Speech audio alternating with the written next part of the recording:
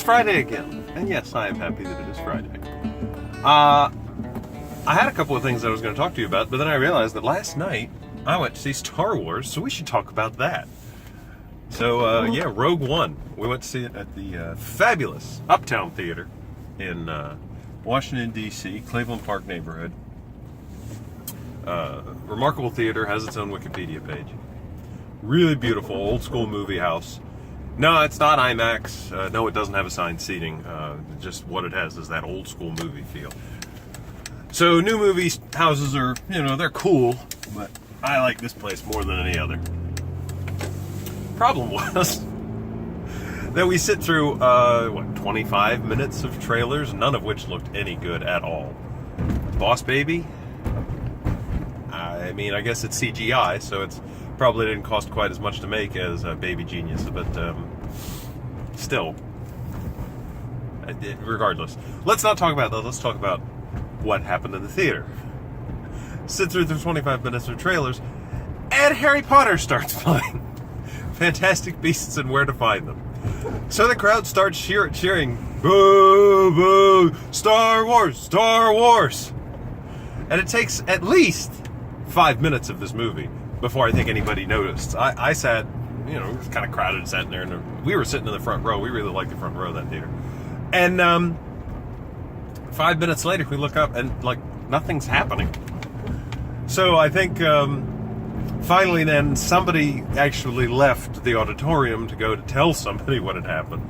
And 5 minutes after that, the movie stops, and 5 minutes after that, Star Wars actually gets going. So the show didn't actually start until 11 o'clock at night. It wasn't that even. 11:30. But that was rather humorous. The movie itself, meh.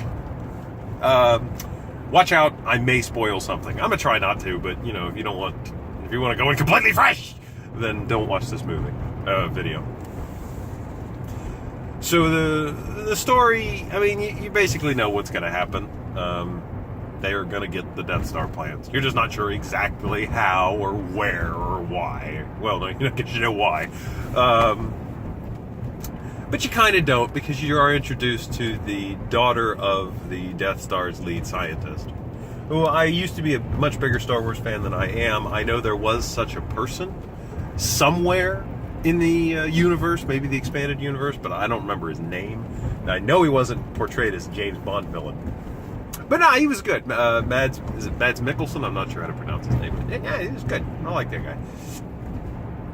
And then, of course, you're treated to a whole host of interesting characters who you're going to see for 20, 30 minutes. And then you're never going to see them again, because you know the rest of the story.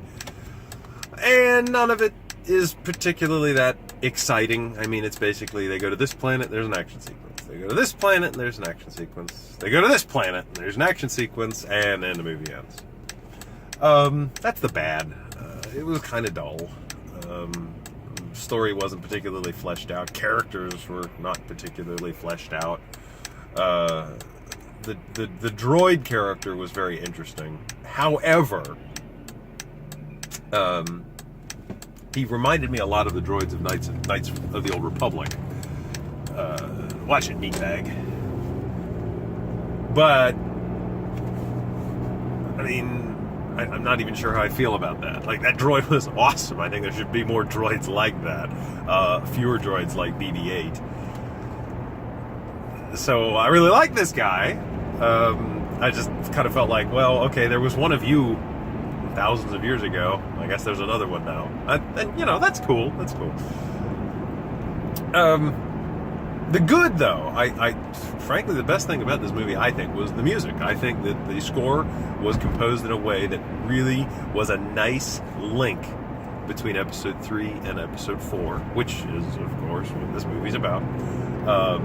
And then some of the teasers that were in there were great. Some of the character shots that you saw, I won't say specifically who, but some of the characters that everybody knows so well were placed in there.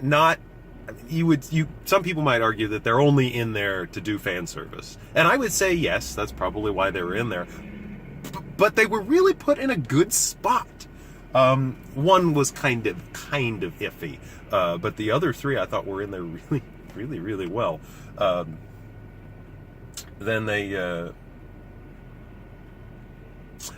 drawing a blank on how I want to describe this.